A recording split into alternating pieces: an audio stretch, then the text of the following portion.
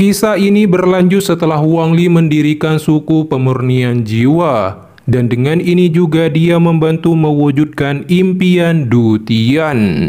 Pada saat ini jumlah suku pemurnian jiwa terus berkembang dan tumbuh, menghasilkan banyak individu kuat. Ini menyebabkan wilayah menjadi sempit. Wang Li membuat formasi baru sehingga jangkauan wilayah dan pelindung semakin luas. Wang Li kemudian membangun sebuah rumah kayu untuk dirinya berkultivasi menyerap energi spiritual iblis. Waktu perlahan berlalu dan dalam sekejap mata salju berjatuhan, menandakan musim dingin telah datang. Kepingan salju putih jatuh dari langit dan seluruh dunia menjadi putih salju. Wang Li membuka matanya, keluar dari rumah kayu menatap langit bersalju. 2 tahun dia telah tinggal di tanah roh iblis. Saat ini tubuh Wang Li kemudian tertutupi oleh salju dan menyerap energi spiritual iblis di dalam kepingan salju. Kristal iblis di dalam tubuhnya telah naik dari peringkat 5 ke peringkat 34. Semakin tinggi tingkatannya, semakin sulit naik level. Peringkat 3 sama dengan pendirian yayasan, dan 10 kali itu adalah formasi inti, dan langkah selanjutnya adalah 10 kali lebih banyak. Energi spiritual iblis dan energi spiritual surgawi dapat digabungkan dan meningkatkan energi spiritual surgawi.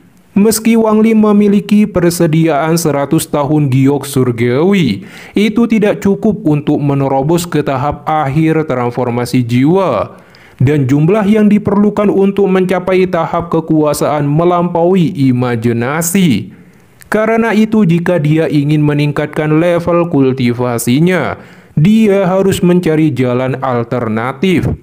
Dalam 2 tahun ini populasi suku pemurnian jiwa terus meningkat. Setelah anggota suku kembali dari luar, mereka pasti akan kembali dengan membawa tawanan dan kristal roh iblis.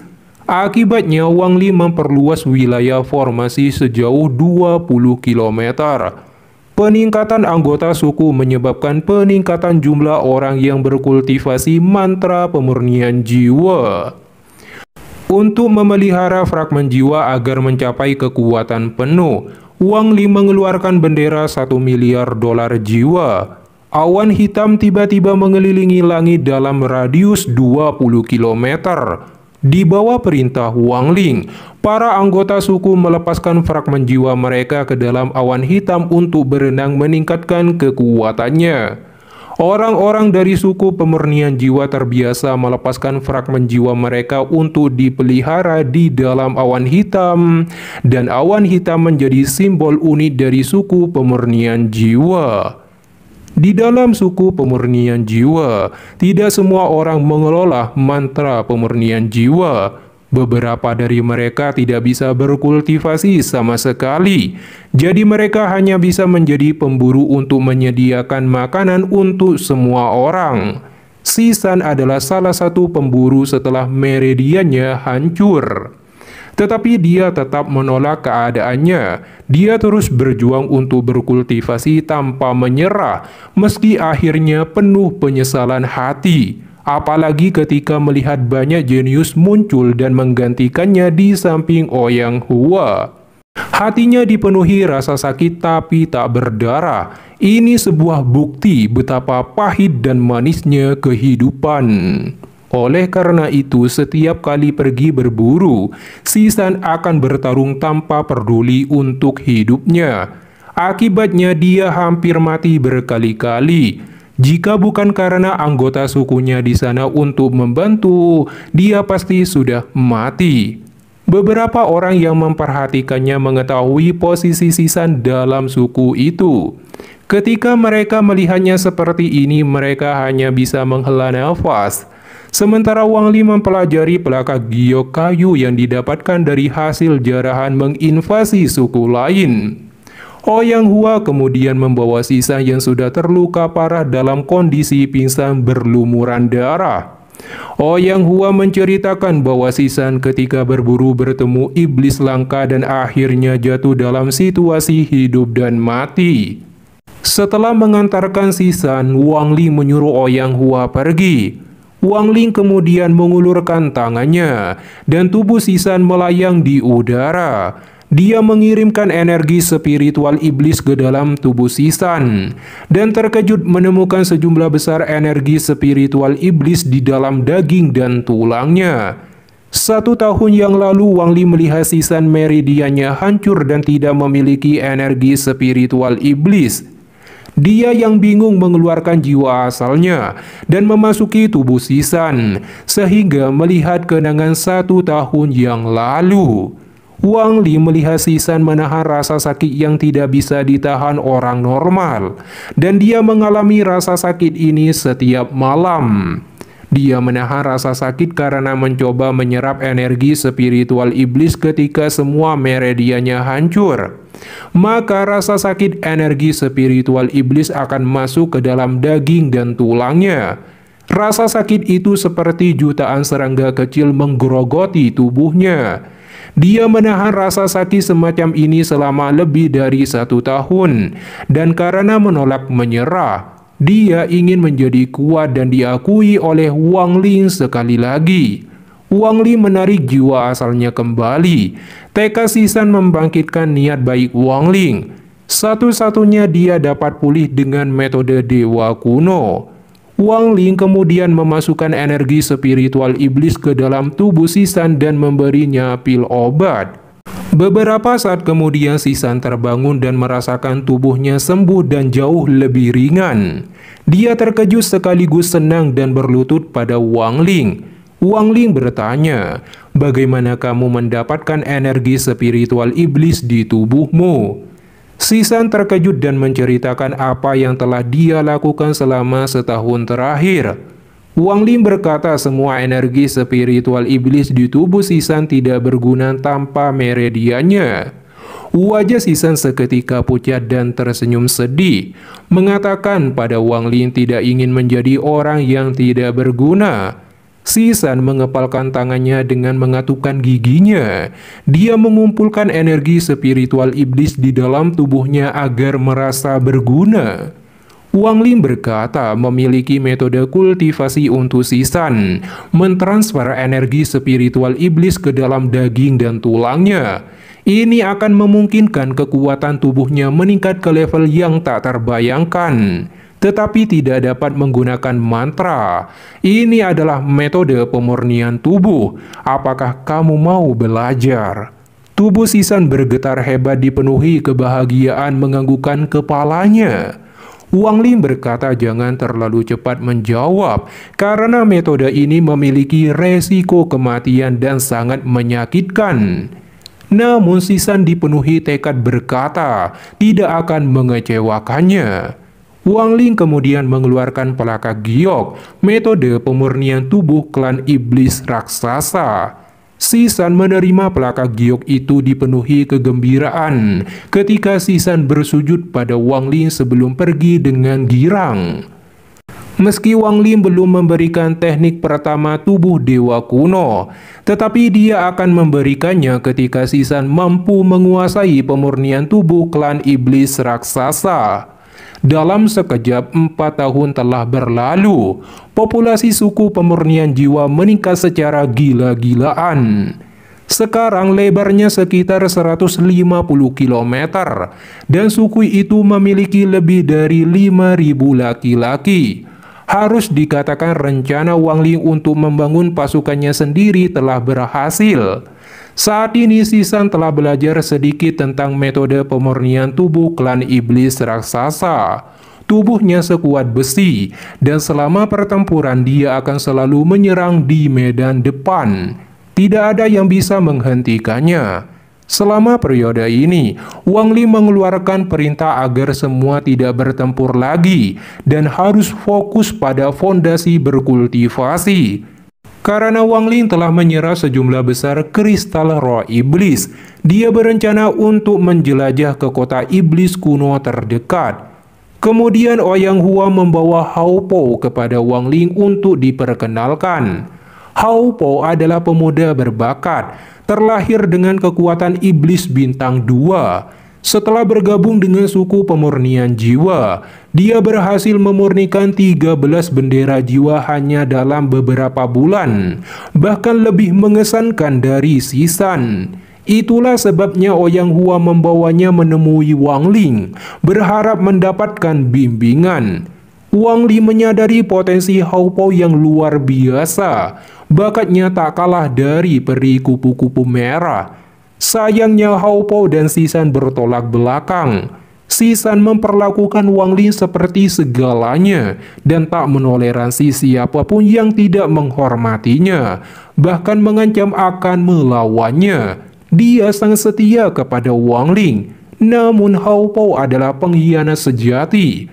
Awalnya setia kepada Wang Ling, dia kemudian berusaha menggantikannya, bahkan mencoba membunuhnya karena kesalahpahamannya. Hao Po benar-benar orang yang tidak tahu berterima kasih dan tak pernah bisa dijinakkan oleh Wang Ling.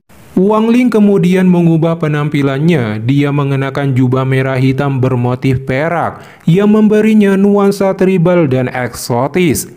Dia juga mengenakan aksesoris rambut perak khas suku pemurnian jiwa.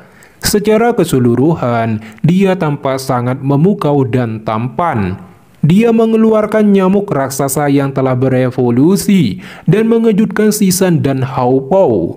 Kemudian Wang Ling memimpin terbang Sisan dan Hao Po ke kota iblis kuno.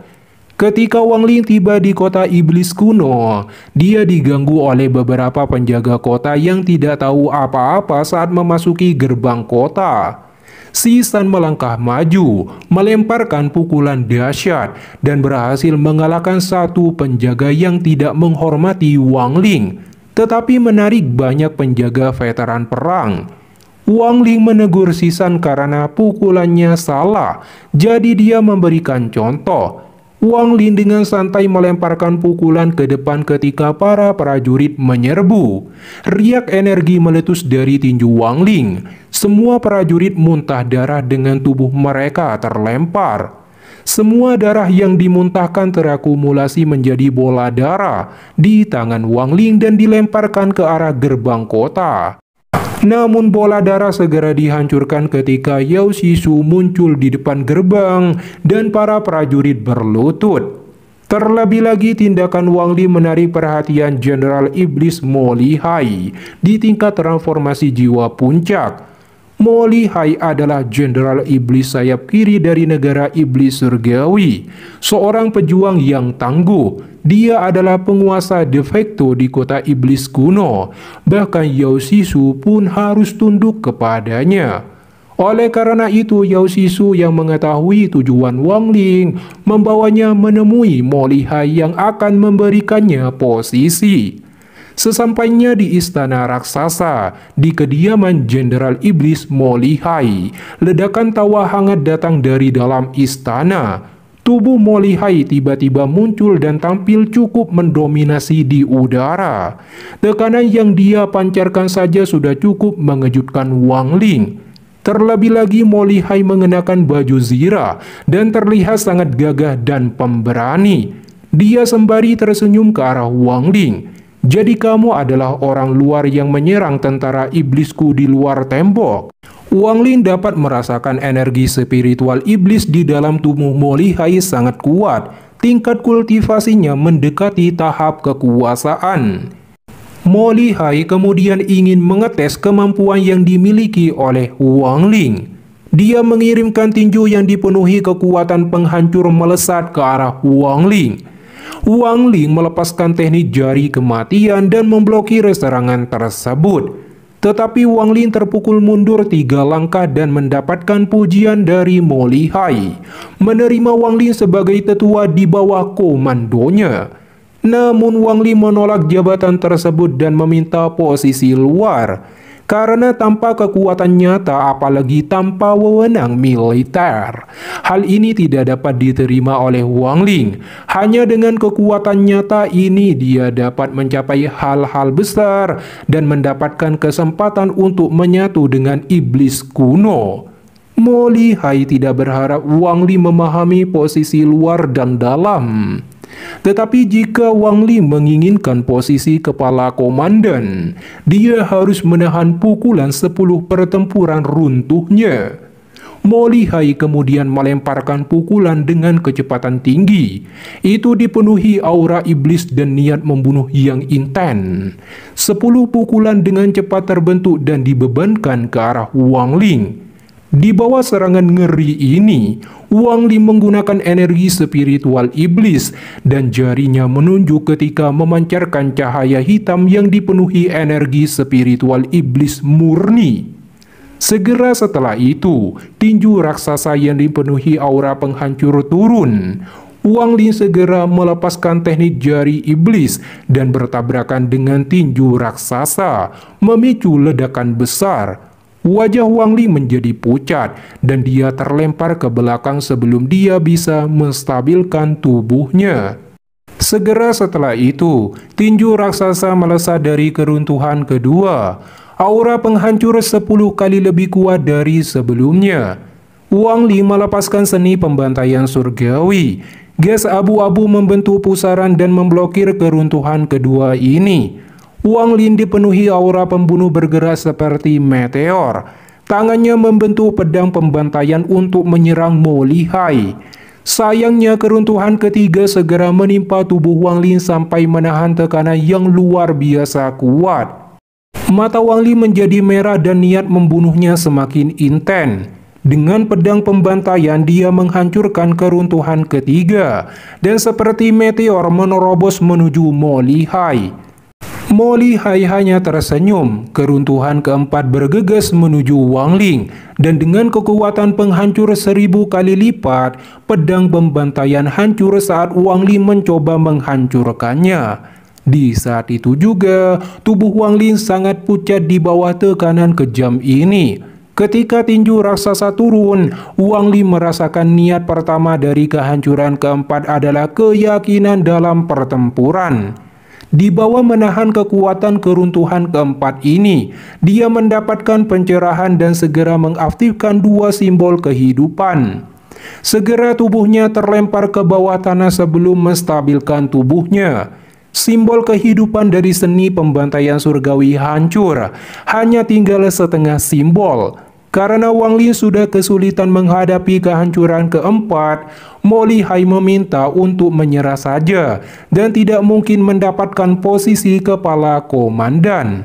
Wang Li tidak menanggapi perkataan Mo Lihai, tetapi fokus pada teknik 10 pertempuran keruntuhan, merupakan mantra keyakinan. Matanya diisi kebijaksanaan dan pencerahan menatap Jenderal Mo Lihai.